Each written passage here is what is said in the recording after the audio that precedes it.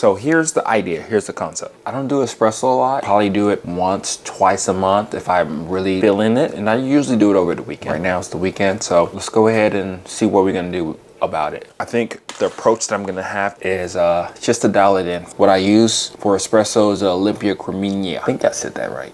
You let me know. It is a lever machine. However, it is very limited in the functions compared to other brewers. But the beauty about all this stuff is that we are using the stuff that we have. So we have to just use it the best way that we can, you know, with the understanding that we have what we're trying to taste with the coffee. So we're just gonna go from there, right? We're gonna do about, I think about 3 to 4, really 3. Hopefully we can dial it in, the coffee on the first try. Or if we can't, we'll just keep going. Hopefully I can get a macchiato in there, but if it's 3 or 4 brews and I'm drinking most of them, I'm not making a macchiato because I wanna go to sleep tonight. The cool thing about the espresso, at least for me, is that I am, as you can see with these videos, I'm gear heavy. Not only just with like coffee brewers, but I'm also gear heavy in instruments to help me tell me more about what the coffee is. And what I'm talking about is the TDS meter. So it lets me know the extraction and all that stuff. I mainly don't do it because it's a big ordeal. You have to get special filters in order to actually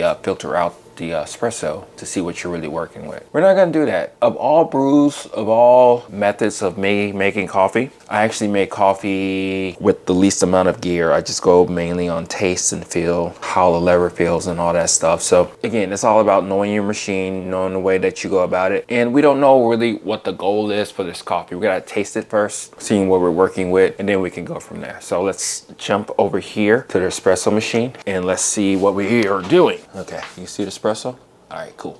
This is my espresso machine. I do like the fact that you can brew a decent cup of coffee, especially out of this machine. Like I said, sometimes it can tend to get a little bit too intense. I think that's the reason why I don't really care for it, and I drink most of my coffees black. But let's go ahead and prep everything. We've already warmed up the machine. We're just gonna go from there. So the next thing that we're going to do is heat up the portafilter, and then we're gonna go ahead and get the coffee going. So here we go. Thriller, thriller. I talk to myself quite a bit, so heat up the portafilter. This basket is not the best. I like it because it's from the manufacturer, but the problem about it, even though I have a spring in there, I have a couple different springs, it doesn't really hold this as much as I would like it to. That's heated up. So the next thing we're gonna do is gonna measure out the coffee. So this is a coffee, this is my coffee. This is an Ethiopian coffee. I decided just to put it in the bag. And this coffee is a medium to light roast. It tasted okay at that level. It's been about 3 weeks since I've actually roasted it. There we go. You can get it to like 14 grams on the scale. It's been long enough since I've actually roasted this coffee. So we're gonna just go with this coffee, see how it works out, and then we're gonna have fun with it. Supposedly this coffee is extremely sweet, especially when it gets a little bit darker. We're gonna see what we taste, see what we like about it, and we're gonna go from there. So this is my grinder, Maser Linguini. It's an espresso grinder. It's one of the old school ones. It's not like a newer one, but it still works. So there's no need for me to really get rid of it because it does what it needs to. I would prefer to get like a grinder that literally for real does it all. I have my EK43 in the back, but the problem with the EK43 really is that I like it more so for a pour over machine. When you tend to get a little bit finer in the grind size with the EK43 when you're doing espresso, it tends to get a little too finicky. So just a slight little adjustment makes a big difference. So it's really hard to dial in the coffee. To me, sometimes those coffees are really thin when you taste on the EK43. So I like this one. It's a little bit more full body. Let's go ahead and heat this up one more time.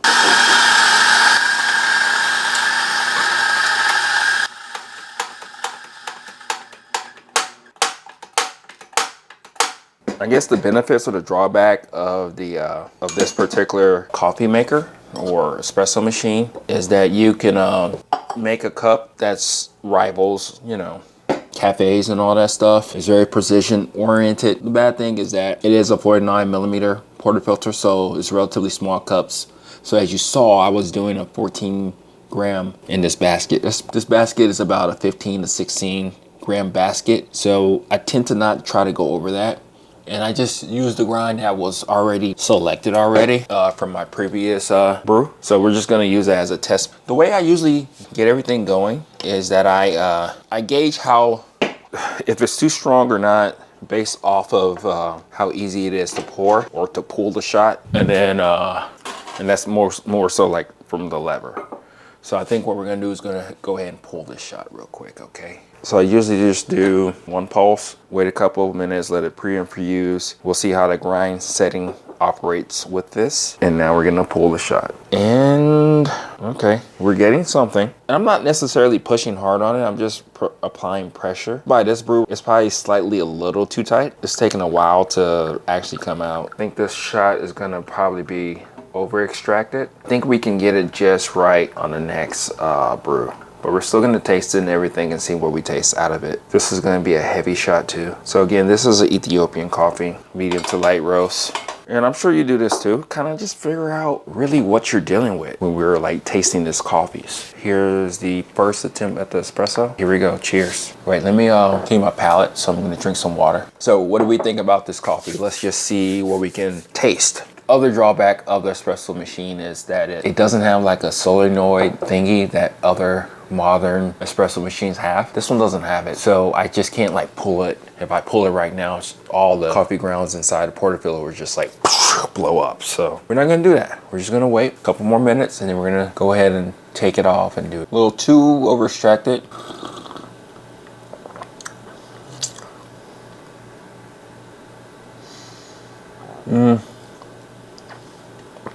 Just the way it tastes. I think on the grind, even though I moved it just a little bit, I'm gonna do the same 1401 and I'm gonna go a little bit more coarse with it, and then we're gonna pull the same shot. I think if we do that, we'll just be just right, and then I think we will be able to probably do the macchiato, which that's my favorite drink, the espresso drink of all time. I wonder how it will taste with this coffee because it is acidic, but it's not too crazy even though it is extremely over extracted. Again, I'm just basing this off what I'm tasting, how good it is, how not good it is, if it changes a little bit when it cools down. It really doesn't change as much as you think it would in espresso form. Yeah, pour two. We're gonna go a little bit coarser. I barely use it. See, the puck is pretty clean. You can see that, but it doesn't matter. It was still pretty hard to pull. And that's one indication that you can get for letting you know that, that the shot is way too strong for a machine. And that's the cool thing about it too, because a lot of times when people actually pull shots, they're not actually pulling a shot, they're just pushing a button. And again, I'm not saying that's bad. You gotta know your machine. And if you notice, if you do just have a machine that you just push a button and it does the espresso for you, then you know that, and while you're looking at your espresso machine that is struggling, like it's having a really hard time to actually extract to pull the shot, that means that it's too fine. That's kind of like what you gotta do in order to get better at your espresso making. If you know your machine, then that's more than half the battle, is being more intuitive with the coffee, with the machine, how well it's working, the things that I'm trying to do in order to make the cup of coffee that I'm trying to make. See, this is what I'm talking about. See, this is the spring. It's not so much of a spring, but go from there. Okay. Let's use this just for show. Usually spin it, and after you spin it, you use this to, I tend to make sure I get all over. Then we're gonna go ahead and let that do its thing, let the temperature rise, probably wait about 30 seconds. But as you can see right here that the light just went off, so that means that this is extremely hot. So you just probably wait like a 30-40 seconds for it to cool down, and then I can go ahead and pull my shot. Again, I don't really forgot how high or the temperature is. You can actually adjust this espresso machine, you can, but one less thing to worry about.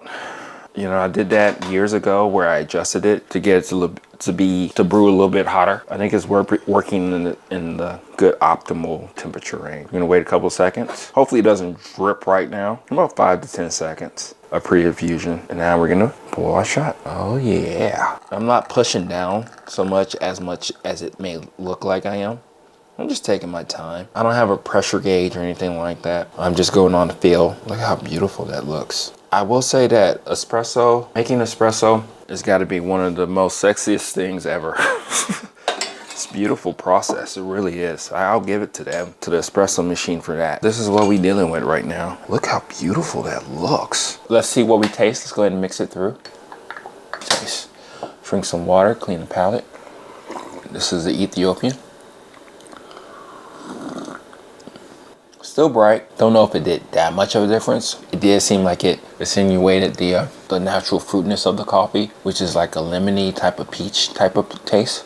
Am I a fan of this coffee in its present form using the espresso? No, not really. I think me doing I think probably putting some more water in there, get a little bit more sweeter. That could work. We may do that before we do the macchiato, but it does have that little like grapefruity type of taste on the end of it.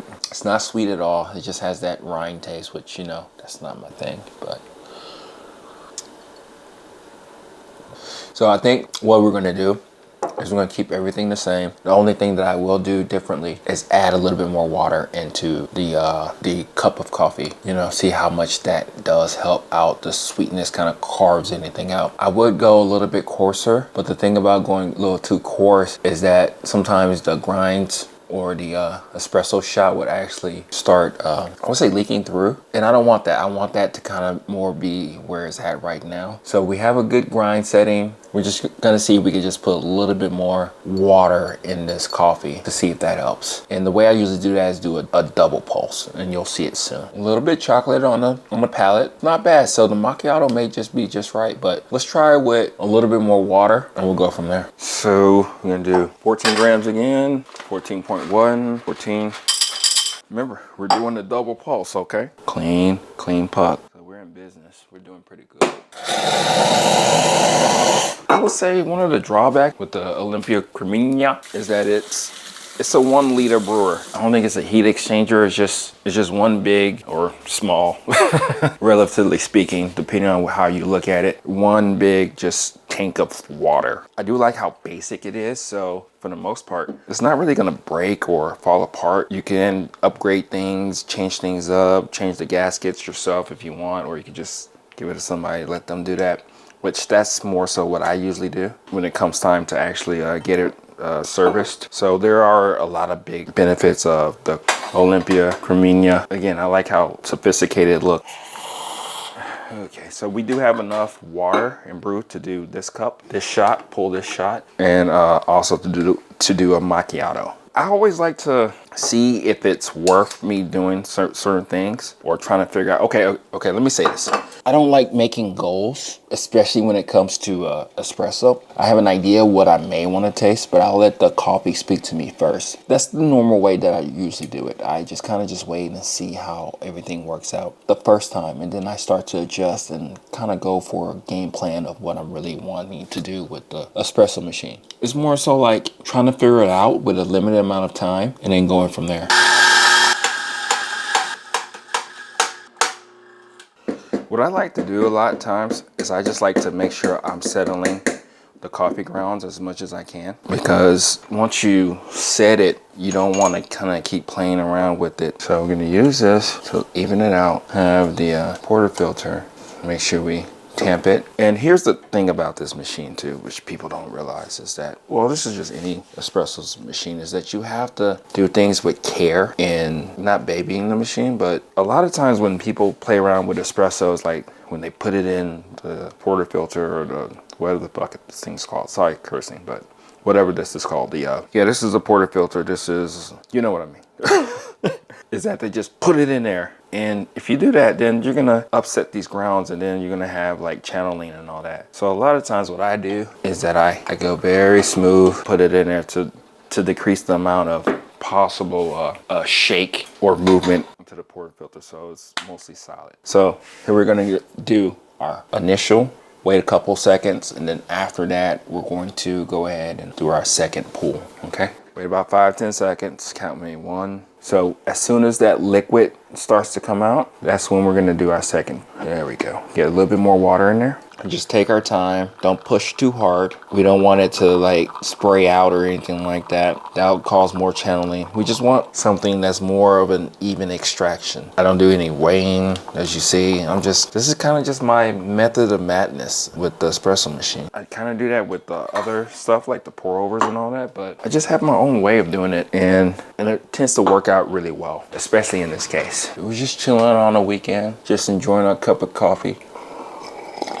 So let's taste it. Let's see if we put enough water in this cup. Yeah, a lot more mellow, not as acidic. Still there, but it's more pleasing. A little slight sweetness on it, if you call it that. Chocolatey notes.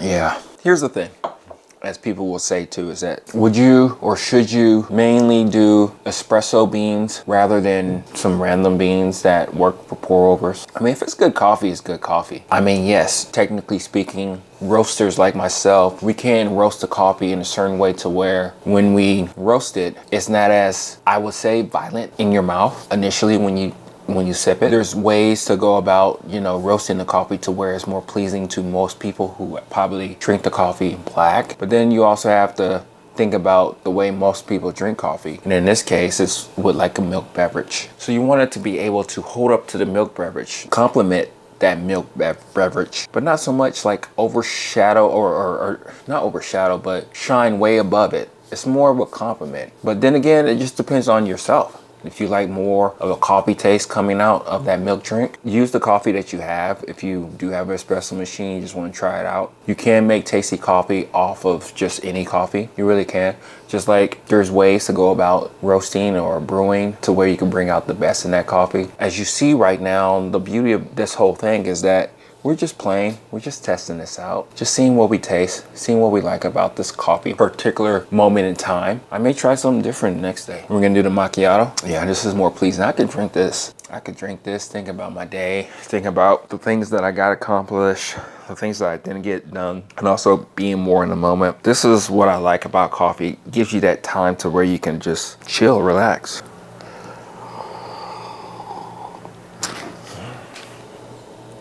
Yeah, but this coffee is a lot more approachable than the other one that I made. And it's a big difference. You do have that lemony type of grapefruity finish, but it's not as the chocolate type of notes do complement it a little bit better than what it was just by itself. And just adding a little bit more water in there did really make a difference. I gotta realize I gotta do that more often depending on the coffee. If I have like a Brazilian or Mexican coffee, that's kind of like a one notey type of chocolate type of note, you won't have to do it as much. But with these other coffees that have a little bit more personality, so to speak, you have to play around with it a little bit more. But that's fine.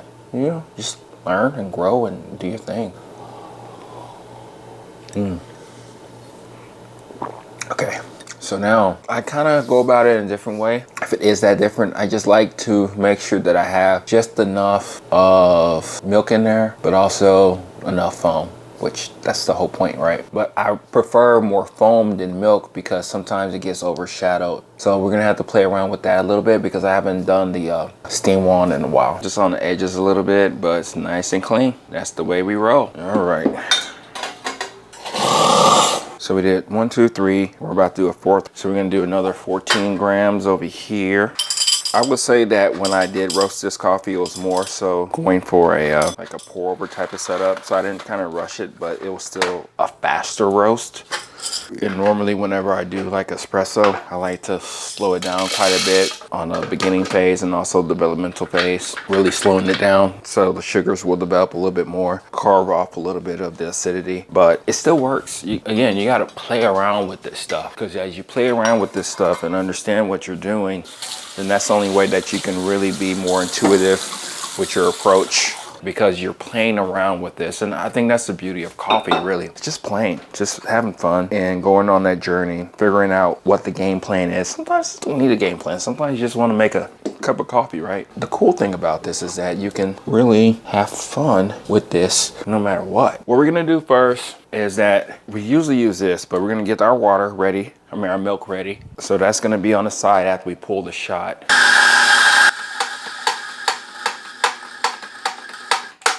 All right, this is our fourth shot. We really only had like 1.5. We're doing pretty good. We may be able to go to sleep just fine, but we'll see. This is tempered portafilter. We're gonna do classic. I think it's fitting that we go ahead and end this one off on a classic. This glass was designed for the macchiato. Let's go ahead and pulse this real quick.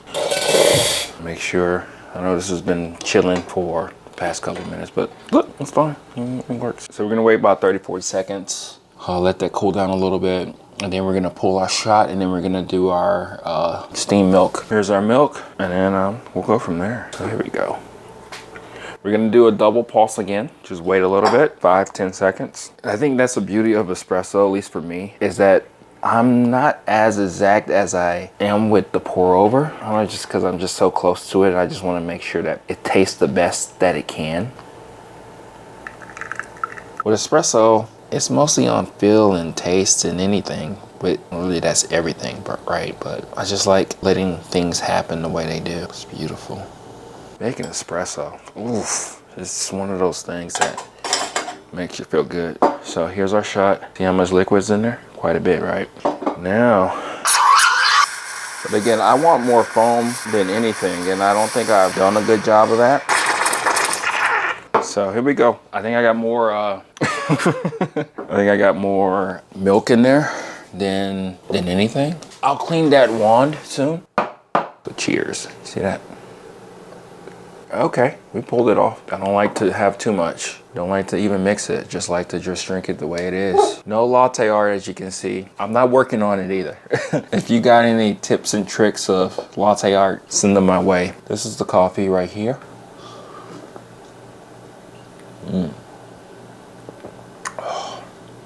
It's been a minute since I've had a macchiato. Tell me if this is a macchiato. I think it is. I think I did just the right amount of foam because it's mostly foam in here.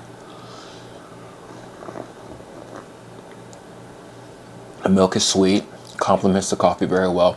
The acidity is still there, still very pronounced, but it's a good drink. Yeah, don't need to add anything else to this. Espresso shot, dialed in, mostly perfect. At least to my standards today. The simple things, right? The simple things. It works. Is it perfect? It's probably not perfect. It's close. Perfect for today, right now, in this moment.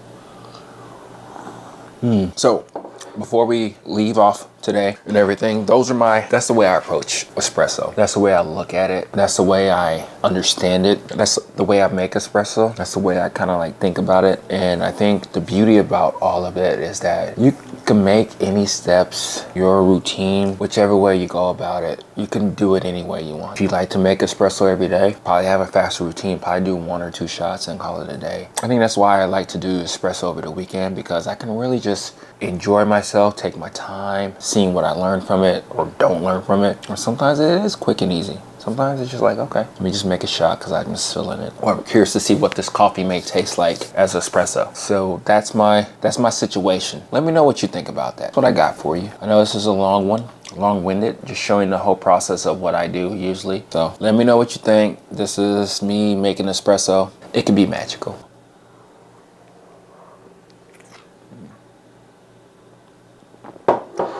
Talk to you later. Bye.